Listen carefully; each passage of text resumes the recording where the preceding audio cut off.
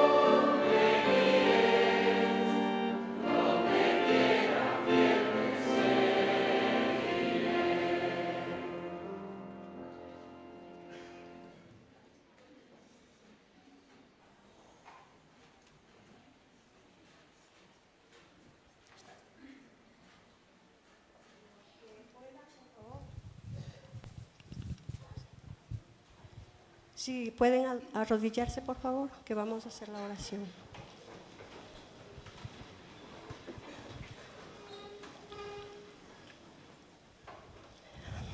Padre querido, te damos gracias por este día que tú nos das. Gracias, Señor, por tus bendiciones, por la vida, por la salud. Te pedimos de manera especial, Señor, que tu Santo Espíritu more en cada uno de nosotros, de los que estamos aquí presentes y también de todas las personas que nos están mirando por internet, por medio de la televisión. Padre querido, te pedimos que uses tú al pastor, que sean tus palabras de alivio, de beneficio para nuestro cuerpo. Te pedimos también, Señor, por todos los enfermos, por todas las visitas que se encuentran aquí, que tu Santo Espíritu more en ellas, Señor, y que abran sus corazones para que tú puedas permanecer en ellos. Padre querido, te pedimos también por los enfermos y además te pedimos por la ofrenda también, Señor, que seamos generosos, que solo tú sabes las necesidades, Padre querido. Ayúdanos, bendícenos a cada momento. Te pido también en especial, Señor, por todos los jóvenes, que tu Santo Espíritu more en ellos, para que se rindan ante ti, Señor, y que sean el eje en el futuro, Padre querido, por todas las familias que también sufren. Te lo pedimos, Señor, de una manera especial por tu Hijo Jesús. Amén.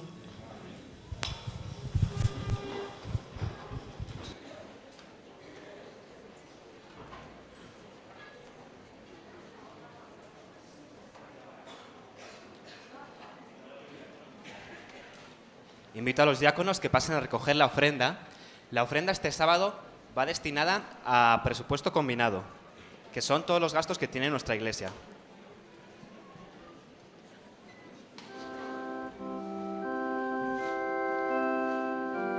Quiero aprovechar este momento también para daros a todos la más cordial bienvenida a la Casa del Señor en este sábado. Y de manera especial, daros la bienvenida a todos los que venís por primera vez a nuestra iglesia.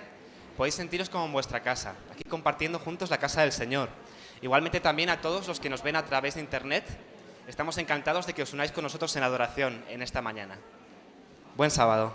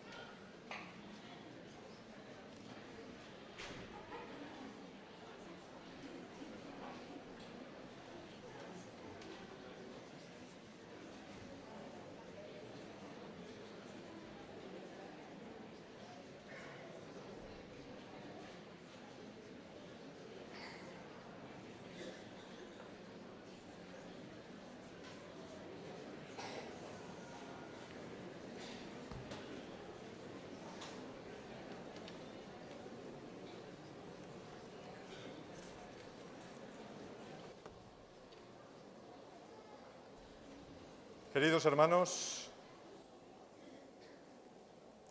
no sé si sentís que tenéis más sitio o no. Yo veo la iglesia bien rellena y eso que esta mañana éramos 70 personas en el primer turno. Pero bueno, no sé si es que algunos no se han ido y quieren repetir, pero espero que con el tiempo vayamos tomando costumbre y más personas se añadan al primer turno, que la verdad está de la sala vacía. Y poco a poco vayamos acoplándonos al turno que desde luego nos venga bien a cada uno, pero vayamos teniendo más sitio. Mis hermanos, antes de iniciar el culto de hoy, tenemos una ceremonia muy hermosa que realizar. Tenemos una ordenación de diáconos y hay muchos diáconos y diaconisas que van a ser ordenados hoy. Para ello yo pido a todos los diáconos y diaconisas que suban aquí al estrado conmigo. Y también voy a pedir a los ancianos y pastores ordenados que han sido avisados que suban también aquí, por favor, conmigo.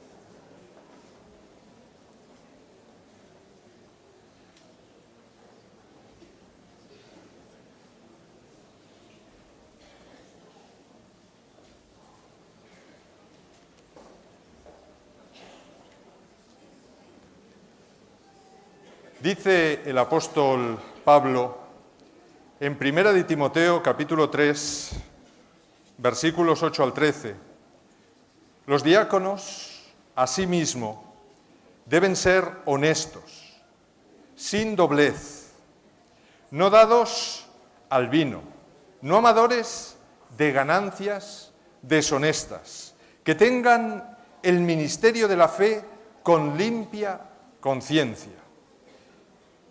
Y esto también sean primero puestos a prueba y luego ejerzan el diaconado si fueren irreprensibles. Sus esposas, asimismo, sean honestas, no calumniadoras, sino sobrias, fieles en todo. Los diáconos sean maridos de una sola esposa que gobiernen bien sus hijos y sus casas, porque los que ejercen bien el diaconado adquieren para sí un grado honroso y mucha confianza en la fe que es en Cristo Jesús. Habéis sido llamados a un servicio a la Iglesia, habéis sido llamados a servir a la Iglesia no solo en este lugar de culto y en los momentos de las reuniones, sino que habéis sido llamados a realizar la obra del diaconado, que es mucho más que solo venir a atender a las personas y a mantener el orden dentro de la Iglesia. Es una labor de servicio a los demás, de preocupación por aquellos miembros que cada uno tenéis, que tenéis que atender, que tenéis que visitar, que tenéis que llamar. Así es que lo que se pide hoy al Señor a través de este proceso de ordenación es que el Espíritu Santo os dé los dones necesarios para que podáis realizar la labor a la que habéis sido llamados por el Señor correctamente, dirigidos por Él. Él es el único que nos puede dirigir, que nos puede orientar y que nos puede dar los dones que necesitamos para realizar correctamente la obra con todas esas maravillosas características que tiene el Espíritu Santo de amor, bondad, dadivosidad, etcétera, etcétera. Así es que vamos a pedirle al Señor, todos juntos, que Él os colme, que os llene y que os dé sus dones. ¿Se avisó a los pastores? Sí, lo podemos hacer. Sí. Rogaríamos al pastor Puyol, a los pastores Jesús Calvo y también Rafael Calonge, que nos acompañaran en esta ordenación. Gracias.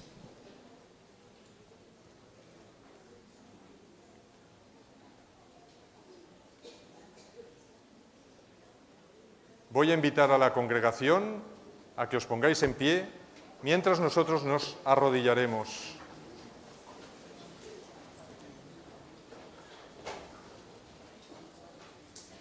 Cada uno dos. Uno, dos. Tal como estáis.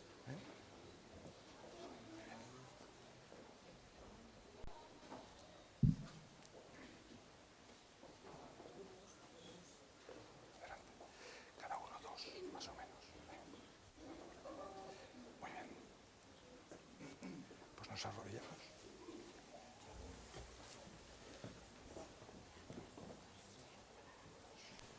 Por allí hacen falta más manos. Aquí.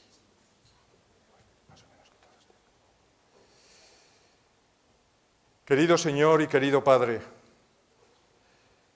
hoy te queremos presentar a estos hombres y mujeres a los que tú has llamado a tu servicio, a los que tú has llamado al servicio del diaconado, un servicio sagrado, un servicio hermoso, Señor, en el que estos hombres y mujeres quieren dedicar tiempo y poner todos sus talentos y los dones que tú les vas a dar para poder servir mejor a esta iglesia.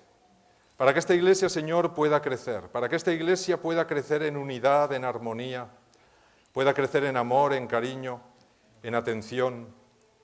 Señor, hoy ponemos nuestras manos sobre ellos para pedirte que todo el poder de tu Santo Espíritu more en ellos, llene su corazón, transforme sus vidas, Señor, y que les llenes de los dones de tu Santo Espíritu, y que Él sea, Señor, el que pueda dirigir su vida, que pueda bendecirles, que pueda guiarles, Señor, que ellos puedan ser un ejemplo para tu pueblo y para todas las personas a las que van a servir, que tú les puedas, Señor, dar humildad, darles espíritu de servicio, de sacrificio, que bendigas a sus familias, para que también sepan acompañarles, Señor, sabiendo que tendrán que dedicar más tiempo a la Iglesia y a su servicio.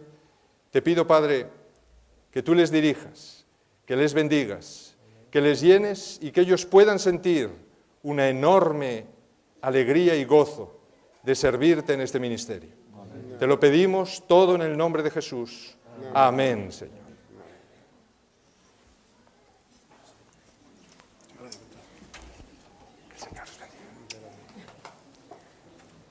Que el Señor os bendiga mucho.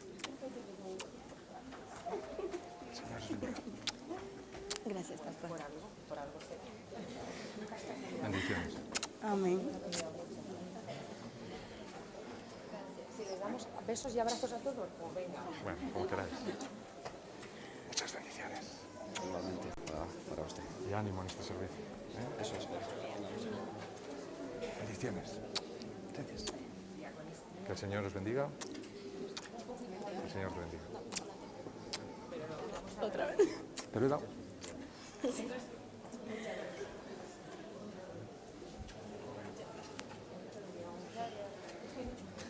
Señor te bendiga mucho. Muchas bendiciones. Cristina, que Dios te bendiga. Que el Señor os bendiga. Bendiciones.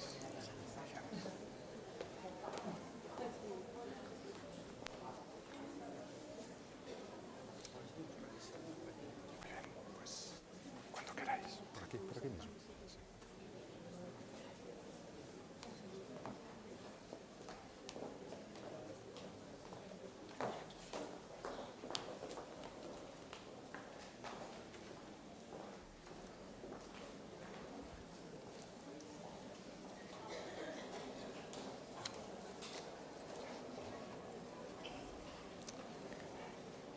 Recordaros que esta tarde tendremos otra hermosa ceremonia en la que 9 personas le entregarán su vida al Señor en las aguas del bautismo.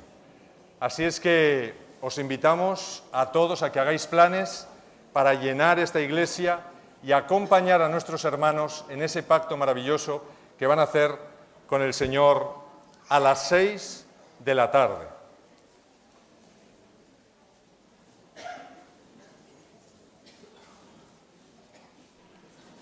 Mis hermanos, hoy quería que reflexionáramos un poco sobre qué es lo que hacemos en este mundo, qué es lo que hacemos en la tierra, a qué nos dedicamos aquí, a qué nos dedicamos cuando hemos conocido al Señor y tenemos una misión que cumplir. Y está claro que todos los seres humanos tenemos una serie de misiones, de trabajos, y todos los seres humanos nos gusta tener un hogar, nos gusta tener una casa. El hombre ha construido casas desde que se conoce la historia, de todos los materiales. Ha construido refugios, porque esta es la principal función que tiene una casa. Primeramente, protegernos de la intemperie, de los distintos animales que pueden agredirnos, también de los animales de 2 patas, que a veces son más peligrosos que los de 4, protegernos de los insectos. Por lo tanto, la casa protege nuestros bienes, nuestra integridad física y los intentos de penetración de los amigos de lo ajeno. A todas estas funciones físicas de la casa hay que añadirle el papel psicológico que tiene una morada. El ser humano necesita un cascarón donde aislarse, un lugar donde sentirse uno mismo, donde sentirse protegido de las miradas exteriores, donde sentirnos cómodos. Y todos conocéis el dicho, ¿verdad? Como en casa, en ningún sitio. Cuando llegamos a nuestra casa, realmente somos nosotros mismos, nos despojamos de nuestro caparazón, de nuestros escudos protectores y realmente nos sentimos muy cómodos. Así es que en aras de esta máxima, el hombre se ha dedicado a crear casas con las que se identifique y que lo identifiquen. Así tenemos desde casas humildes, como las que vi en África, una choza, una sola habitación, en el que ahí la familia pues cocina, duerme, come, todo en esa misma habitación, porque la casa solo tiene un pequeño muro, una puerta, 2 ventanas y un techo. Esas son las casas más humildes que conocemos, de adobe, pero también hay personas pudientes con mucho dinero que según su capacidad adquisitiva van construyendo casas, palacios, castillos, cada vez más grandes, más lujosos.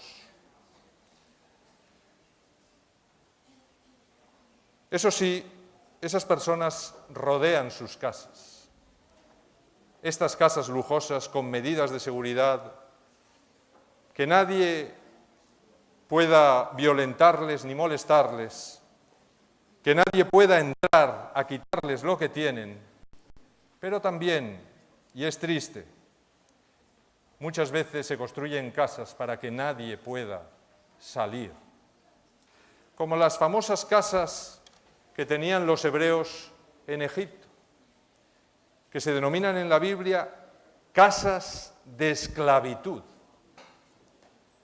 porque eran casas de opresión, no eran libres esas personas, estaban encerrados en sus casas. ¿Sabéis? Podríamos escribir un libro sobre todas las connotaciones culturales que la casa ha tenido a lo largo de la historia para el hombre. Pero si tuviésemos que resumir en 3 palabras o en una corta frase, ¿qué es una casa? Pues podríamos decir que una casa es un habitáculo que tiene un suelo, un muro y un techo. Y quizá una puerta o una puerta para salir. Gráficamente, los hebreos, que son muy prácticos, dibujaron la casa así. Un techo, un muro, un suelo y una puerta. Esta es la letra Bet hebrea, que es la B nuestra, y fijaros que realmente su forma es la de una casa. Y realmente esta letra se lee casa de. Dice casa de. Así es que tenemos en la Biblia nombres como Betlem, Bet, la letra, Lehem, que significa pan. Así es que tendríamos casa del pan. Curiosamente, en la casa del pan nació Jesús, que es el pan de vida. Así es que Betlem. Pero también tenemos Betel.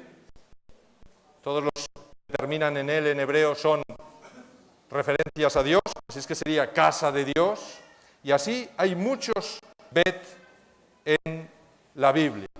Los hebreos le dieron tanto valor a este espacio que no se imaginaban a un hombre sin casa. Y el Señor, que nunca se aparta de la cultura del ser humano, decidió sumarse a ella y comienza el libro del Génesis en el versículo 1 con esta letra, con la letra Bet, y con un texto que dice: en el principio creó Dios los cielos y la tierra. Pero fijaros que nosotros leemos en esta dirección y los hebreos leen en esta dirección, y al principio está la letra Bet. Es decir, Dios situó al principio del texto bíblico una casa.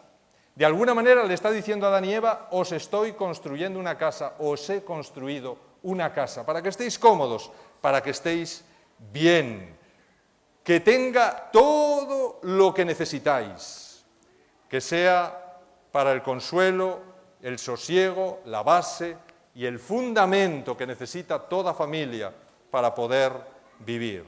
La casa en el Antiguo Testamento era el centro de la familia, como la casa de Jacob. Por eso la Biblia habla tanto de la casa de Jacob, la casa de Israel. Fijaros que esa única casa al principio llena por una familia puede ser el principio de una gran saga familiar, como la casa de Israel. El primogénito era el heredero de la casa y los bienes paternos. ¿Y quién es el primogénito en la Biblia? ¿A quién representa el primogénito en la Biblia? A Jesús, lo cual me está diciendo que el heredero de la casa, ¿quién es? Es Jesús. Y si esa casa es nuestro mundo, ¿quién es el heredero final de todo este mundo? Es Jesús. Y Jesús dará esta casa a todos aquellos que confíen en Él y crean en Él.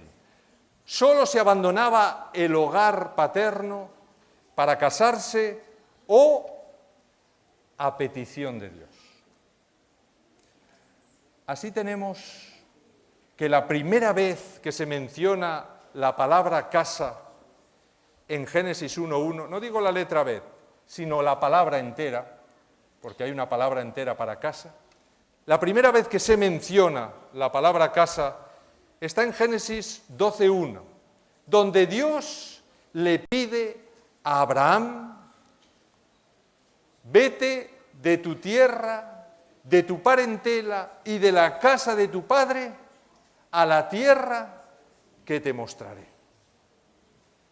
Y es que la letra Bet, esa casa tan confortable, tiene una puerta abierta aquí, una puerta abierta, invitándonos ¿a qué? Pues invitándonos a caminar con el Señor.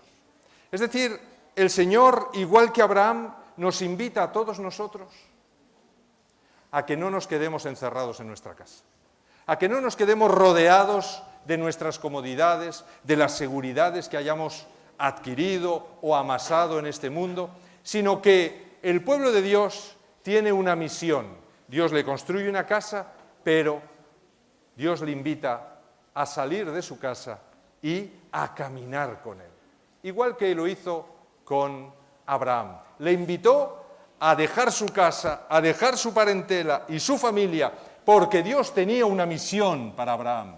Y la misión era ir a una tierra lejana, a evangelizar, a dar testimonio a los cananeos antes de que se acabara su tiempo de gracia. ¿Y no se parece esto a la misión que todos nosotros tenemos? Somos un pueblo llamado a predicar el Evangelio a todos los moradores de la tierra antes de que se acabe el tiempo de gracia. Así es que el Señor nos invita y nos dice: oye, no te quedes en tu casa, sal conmigo, atrévete a caminar conmigo, tengo un proyecto para ti. Esto es lo que Dios le dijo a Abraham: tengo un proyecto para ti. Y dice que Abraham creyó al Señor y salió. Y no le importó abandonar su casa, sus comodidades, sus riquezas, su familia, no le importó.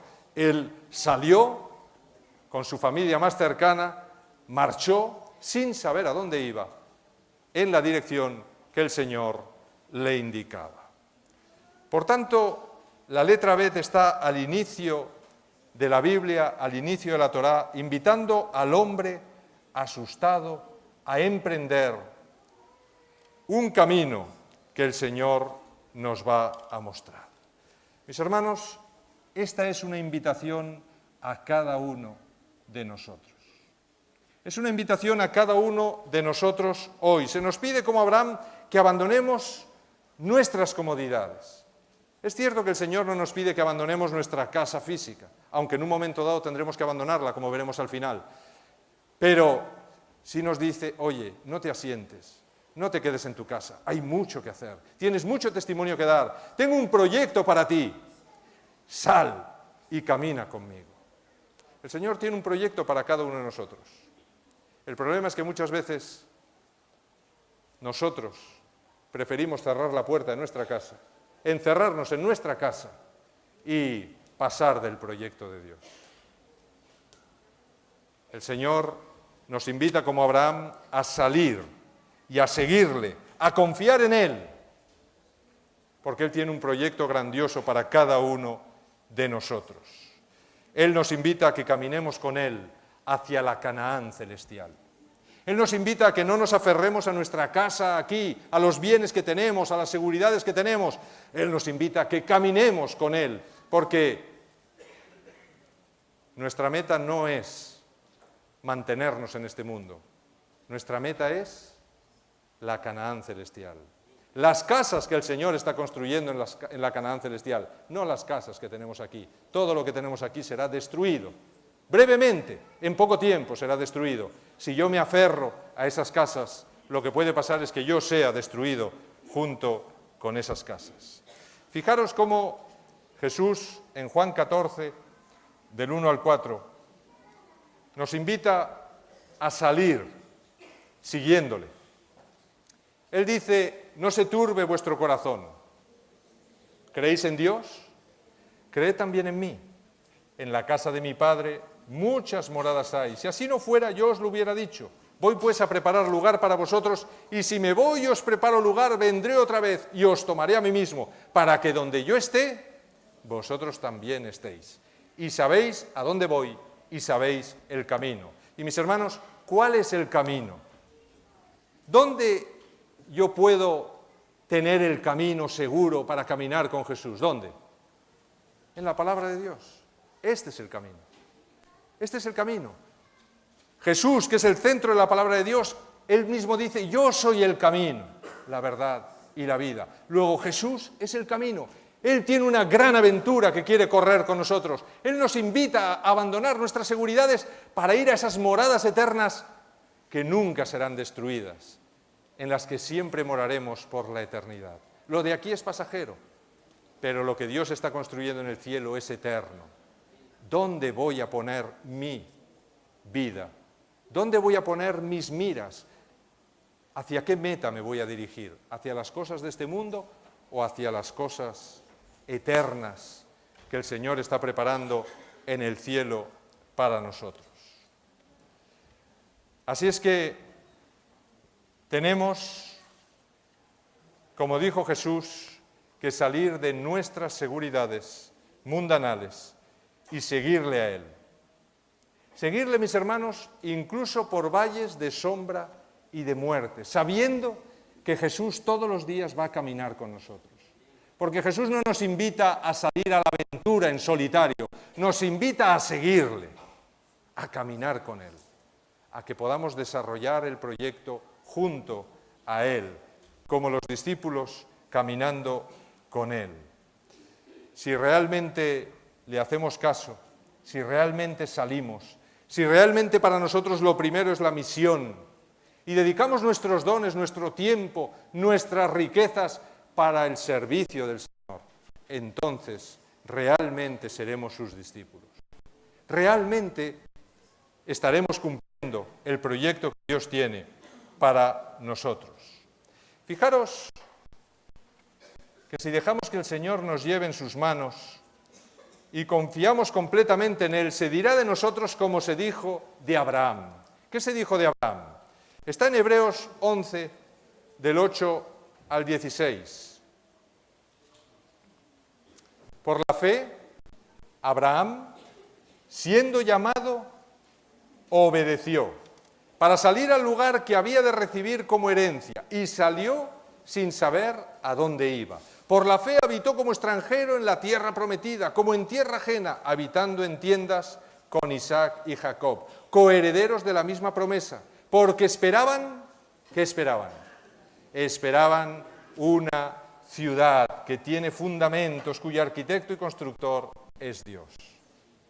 Así es que a ellos no les importó salir, abandonar sus comodidades, vivir en tiendas de campaña, con lo cual estaban diciendo, oye, estamos de paso por aquí, estamos de viaje por aquí, pero aquí no nos vamos a sentar, no nos vamos a quedar, porque nuestra meta son las moradas eternas que Dios está construyendo. Y dice el versículo 15, pues si hubieran estado pensando en aquella de donde salieron, ciertamente tenían tiempo de volver, pero anhelaban una mejor, esto es, la celestial, por la cual Dios no se avergüenza de llamarse Dios de ellos, porque les ha preparado una ciudad. Por fe, mis hermanos, y solo por fe, Abraham siguió al Señor. Salió de la casa paterna en Ur y fue moviendo sus tiendas a donde Dios le decía que las tenía que mover. Cada día era una aventura de fe. Cada día él estaba dispuesto a escuchar la voz de Dios que le dijera, oye Abraham, hoy vamos a cambiar de lugar, vamos a irnos para allá, vamos a irnos para acá. Y él oraba intensamente y tenía un campamento de 1000 personas a las que tenía que mover. Imaginaros qué responsabilidad.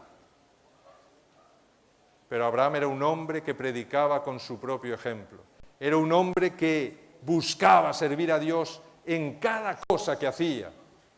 Leía en Patriarcas y Profetas cómo este hombre era un auténtico ejemplo para los otros padres de familia. Era un consejero para todas las familias de su campamento. Y dice que la bondad, la ternura, la misericordia, todos esos dones maravillosos del Espíritu Santo le acompañaban y estaban con él. Y dice que los ángeles bajaban a hablar con él. Mis hermanos, eso es lo que Dios quiere también para nosotros. Dios quiere que movamos nuestras tiendas y que las cosas que aquí tenemos sean simplemente cosas temporales, a las que no nos aferremos demasiado porque las vamos a perder muy pronto todas. Y entonces, según donde yo tenga mi tesoro, ahí me quedaré.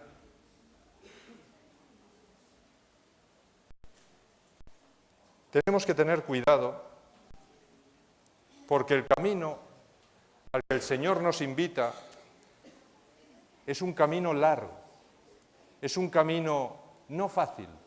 La Biblia nos lo presenta como una senda estrecha, como un camino angosto, un camino difícil, con valles de sombra y de muerte, donde posiblemente correrá peligro mi vida, donde posiblemente puedo acabar encarcelado, donde posiblemente pierda todo lo que tengo.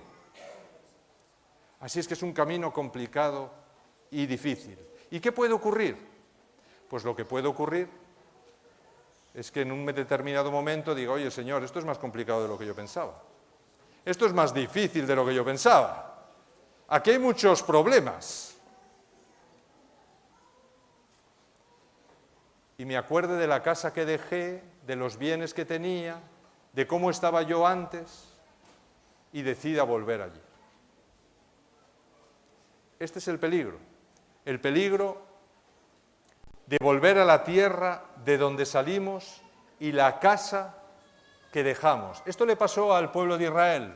Fijaros si había sufrido ese pueblo, que estaba rogándole a Dios que les librara de la esclavitud. Y viene Dios y les libra de la esclavitud. Y a los pocos días, ya estaban gritando ¿qué? Queremos volver a Egipto. A los pocos días ya estaban gritando un montón de ellos, queremos volver a Egipto, estamos hartos de este desierto, no hay agua, no hay comida. Y todos gritando y protestando. Se olvidaron de que Dios les había abierto el Mar Rojo, que había eliminado a los enemigos, que había derramado unas plagas que habían asolado Egipto para liberarles, que les había sacado con unas riquezas increíbles, y se olvidaron de todos los sufrimientos de Egipto, e incluso veían con buenos ojos Egipto. ¿A cuántos cristianos nos pasa esto? Salimos de Egipto entusiasmados, nos bautizamos, entramos a formar parte de los ejércitos del Señor entusiasmados y cuando empiezan los problemas, esto no pensaba yo que era así. Y entonces empezamos poco a poco a retroceder y a volvernos a las casas de la esclavitud. ¿Recordáis quién salió con Abraham de Ur de los Caldeos? Salió Lot, ¿no? Su sobrino Lot. ¿Cómo salió Lot? Salió así diciendo, me tengo que ir porque mi tío se va. ¿Salió así? No, la Biblia nos dice que salió entusiasmado. Nadie le mandaba a salir. Pero él se unió a su tío y dijo, yo donde tú vayas yo voy a ir. Y salió entusiasmado y salió y venga y vamos. Y durante mucho tiempo la cosa fue bien. La cosa fue bien hasta que todos conocéis la historia de que pronto pues sus ganados aumentaron, sus siervos aumentaron, sus riquezas aumentaron sin fin y finalmente, como vivían juntos, pues allí empezaron los roces entre los siervos de uno y los siervos de otro, se peleaban por los pozos, por los pastos y empezaron a tener problemas. Y Abraham, que era un hombre de paz, le dijo a Lot, oye Lot, aquí Dios no nos ha mandado a tener divisiones y problemas. El pueblo de Dios debe mantenerse unido, así es que no hay problema. Somos una iglesia demasiado grande. ¿Qué vamos a hacer? Vamos a separarnos en 2 grupos. Estaba bien la idea, es lo que Dios nos pide. Vamos a separarnos. Tú evangelizarás por un sitio y yo evangelizaré por otro. Y ahí está, la llanura. Y ahí están las montañas. Escoge, ¿dónde quieres ir? Y ahí ya vemos que Lot tiene un pequeño defecto de carácter, ¿verdad? Que es un defecto de carácter que crea problemas en las familias, que crea problemas en las iglesias, y es un pequeño defecto que se llama egoísmo. Y Lot, en vez de dejar escoger al mayor, para decir, oye, él es mayor, ¿cómo va a ir subiendo por las montañas? Y mejor yo le dejo la llanura a él, y yo, que soy joven, ya me busco con mi gente las montañas y no hay problema. Pero Lot no hizo eso. Lot dice que vio las llanuras, lo dice Elena de White claramente, vio las llanuras que dice que eran como los vergeles del Edén en aquella época, nada que ver con lo que es hoy la llanura de Sodoma y Gomorra. Vio aquellas llanuras verdes, llenas de bosques y de pastos y dijo, ¡oh, dinero! ¡Negocio! Y pensó, y esto lo dice Elena de White, pensó en lo lucrativo que sería vivir allí. Sus ganados bien gordos venderían rápido y tenía dónde hacer negocio con los habitantes de las ciudades. Así es que él escogió la llanura. Y Abraham dijo, muy bien, pues yo marcharé al monte. Y Abraham marchó al monte. Y por cierto que se ahorró muchos sufrimientos y pesares que Lot sufrió en la llanura. Fijaros lo que dice Génesis de Lot. Dice en el capítulo 13, versículo 12, dice que fue instalando sus tiendas hasta Sodoma. Y Lot habitó en las ciudades finalmente de la llanura. Así es que vemos como Lot, ¿qué hizo? Primero diría, no, yo en aquella ciudad llena de pecado y de corrupción y de maldad nunca moraré allí. Pero el tiempo va haciendo cosas increíbles en nuestros corazones y en nuestras mentes. Y como dice mi padre en un culto que tiene, dice que Lot por la noche escuchaba la música, ¿verdad?, de las ciudades a distancia. Y sentado en la puerta de su tienda, pues seguramente el pie se le iba, ¿no? Y empezaba allí el hombre Y poco a poco dijo, a ver si escucho mejor esa música, que oye, tiene un ritmillo que... Y se fue acercando, poco a poco, dice, trasladando sus tiendas así, poquito a poquito, como quien no quiere la cosa, disimuladamente. Pondría excusas de todo tipo para cambiar su campamento cada vez más cerca de la ciudad, pero poco a poco dice que fue moviendo sus tiendas hasta que un día estaban tan cerca que la esposa le dijo, oye, ¿qué te parece si compramos una casita ahí, en la puerta, en la muralla, ¿no? Pero ahí, en la puerta, Y estamos ya ahí, nos asentamos, porque esto de vivir en tiendas es muy incómodo. Y finalmente Lot acabó viviendo en la ciudad de Sodoma. ¿Y qué repercusiones tuvo esto? ¿No tuvo ninguna repercusión? tuvo gravísimas repercusiones para su vida. Tuvo terribles repercusiones para su vida. Cuando finalmente se termina el tiempo de gracia de todas las ciudades de la llanura y Dios decide mandar sus juicios, se acuerda de Lot y tiene misericordia de él y manda a 2 ángeles para sacar a Lot. ¿Y salió fácilmente Lot de allí? No quería salir, mis hermanos. No quería salir, estaba allí aferrado a su casa. Casi yo me lo imagino aferrándose al dintel de la puerta y los ángeles tirando de él, diciendo, sal, que vas a morir, sal. Y el otro agarrado allí, No sabía cómo convencer a sus hijas, que tenían novios. Qué curioso, tenían novios entre la gente de la ciudad, ¿verdad? Y finalmente salen. Salen, pero arrastrados prácticamente por los ángeles. Y a mí me encanta esto, porque a pesar de que no me gusta el cuadro, me gusta ver la enorme misericordia de Dios con nosotros. Que a pesar de que no hacemos lo que tenemos que hacer, que a pesar de que estamos más pegados al mundo que a Él, que a pesar de que hemos abandonado el proyecto, Dios manda a 2 mensajeros ya en el último instante para decir, sácale a ese hombre de ahí. Porque dice Elena de White que aunque vivía en la ciudad, no participaba del pecado de todos los que moraban en la ciudad. Pero el no participar del pecado quiere decir que no se debilitó. Se debilitó grandemente por la influencia que le rodeaba. Y lo vemos porque no quería salir de su casa. Y cuando los ángeles le urgen a salir, fijaros lo que dice. Cuando ya estaban fuera le dijeron, escapa por tu vida, no mires atrás ni te detengas en ningún lugar de esta llanura, escapa al monte, no sea que perezcas. Así es que la llanura iba a ser arrasada, tenía que escapar al monte. Pero Lot les dijo, no, yo ruego, señores míos, vuestro siervo ha hallado gracia a vuestros ojos y habéis tenido mucha misericordia conmigo al salvarme la vida, pero no podré escapar al monte, no sea que me alcance el mal y muera. Y fijaros lo que dice Lot, oye, cerca de aquí hay una pequeña ciudad. Al monte no, voy a morir en el monte. Bueno, pero si unos años antes había salido y se había ido a los montes y no tenía ningún problema, ¿qué le ha pasado a Lot ahora? ¿Qué le ha pasado que ya no puede reemprender el mismo camino que había tomado con el Señor? ¿Qué le pasa que no puede volver ese camino? Y dice, bueno, Señor, mira, aquí hay un gran pecado y esta ciudad yo entiendo que sea destruida, pero aquí hay una ciudad pequeña, con pecado pequeño, todo pequeño, menos influencia sobre mí, ¿qué tal si me quedo aquí? Y además le dice, ¿no es pequeña esa ciudad? ¿Qué está diciendo Lot? Lot ya está midiendo el pecado y está diciendo, mira, hay pecados grandes y pecados pequeños. Pecados mortales y pecados veniales. Y esta ciudad, como es pequeñita, va a tener menos influencia sobre mí y aquí estaré a salvo, porque si me voy directamente al monte, moriré. ¿Qué os está ocurriendo? Le está ocurriendo que el pecado le ha debilitado, mis hermanos. La influencia del pecado es terrible. Y aunque no participe, estoy influenciado por él y me debilita. Y aquí este hombre está debilitado completamente por el pecado. Y él dice, dejadme ir allá, no es en verdad pequeña y salvaré mi vida. Y uno de ellos le respondió, también he escuchado tu súplica sobre esto y no destruiré la ciudad de la que has hablado. Date prisa y escápate allá, porque nada podré hacer hasta que hayas llegado. Por eso fue llamado Zoar el nombre de aquella ciudad.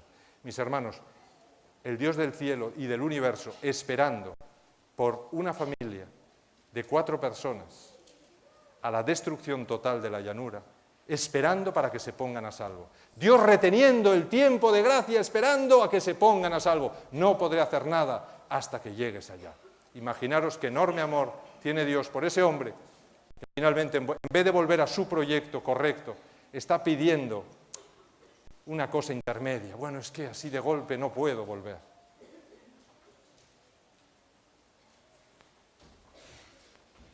El final de la historia es triste. Y todos la conocéis. Su mujer, en el momento de la prueba, no pudo resistir la añoranza de lo que dejaba atrás. Fijaros que les dice, no miréis atrás. ¿Por qué le dice no miréis atrás? Porque cuando yo emprendo el camino con el Señor, no puedo estar añorando lo que dejo atrás.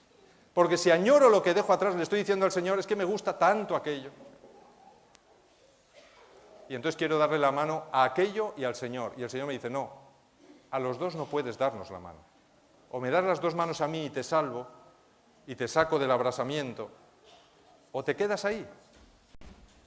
Y la mujer de Lot no pudo resistir perder su casa, perder su cocina último modelo, perder, bueno, no voy a decir su vitrocerámica porque no había vitrocerámicas, pero seguramente tenía una cocina mucho mejor que las que tenía en las tiendas de campaña. Todas sus comodidades adquiridas con tanto sacrificio, ahora de repente se iban a perder todas. Y se aferró a aquello. Y aunque Dios había dicho no miréis para atrás, ella miró hacia atrás. Con lo cual estaba diciendo dónde tenía realmente su corazón. Y su corazón estaba en una casa temporal en este mundo y en unas riquezas temporales en este mundo. Y ella se quedó convertida en una estatua de sal. ¿Por qué? Porque la sal en la antigüedad se empleaba para conservar la carne. Así es que es una forma en la que Dios nos dice a todas las generaciones posteriores, mira, yo no quiero que sigas siendo carne, porque la carne es pecaminosa, pero en el caso que quieras seguir siendo carne, bueno, pues te puedo convertir en una estatua de sal, te quedas convertidito tal como estás, quieto ahí para siempre y ya no te moverás. Y así se quedó la mujer de Lot, mirando lo que dejaba atrás para siempre.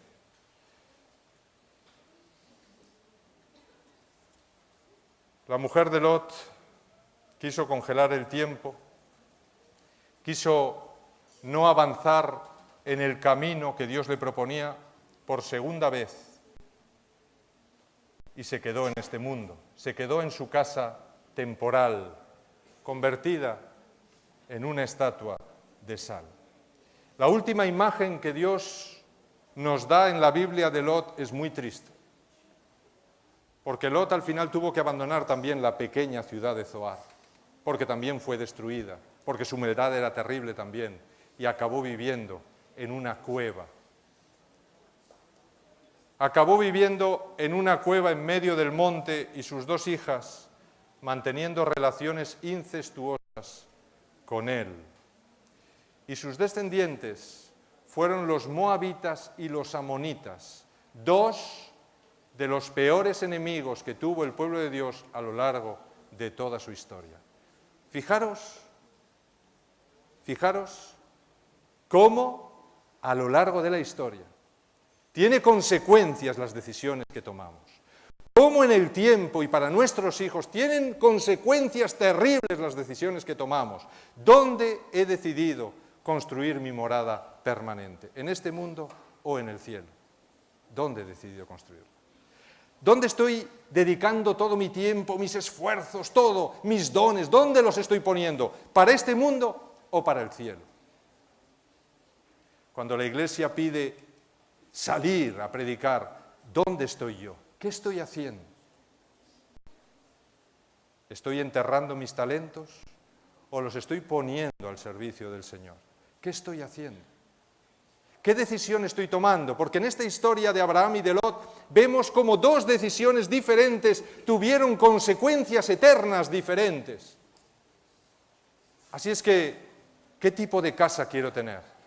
Una casa temporal en este mundo y voy a dedicar todo mi esfuerzo para tener la mejor casa del mundo, con los últimos avances, y ahí dedicaré mi tiempo, sacrificaré a mi familia, o he puesto mi mira en las moradas eternas que nunca serán destruidas, que nunca pasarán, que no tienen nada que ver con cualquier casa de este mundo, que ni siquiera nos podemos imaginar cómo serán, de lo impresionantes que serán, y serán para siempre. ¿Dónde quiero morar por la eternidad con mi familia y mis hijos? Pues en esta historia se me está diciendo que según la decisión que yo tome hoy, así será el final de la historia y así será la eternidad. Fijaros que el problema está en que cada retroceso debilita nuestra relación con Dios y podemos llegar a la insensibilidad. Abraham cayó, sí, cayó, tropezó, se equivocó cuando fue a Egipto. ¿Pero qué hacía Abraham? En cuanto se equivocaba, se daba cuenta, se arrepentía, pedía perdón al Señor. ¿Y qué hacía? Inmediatamente volvía al camino que había dejado. Os dije en la semana de oración que no había familias perfectas. Ninguna familia es perfecta.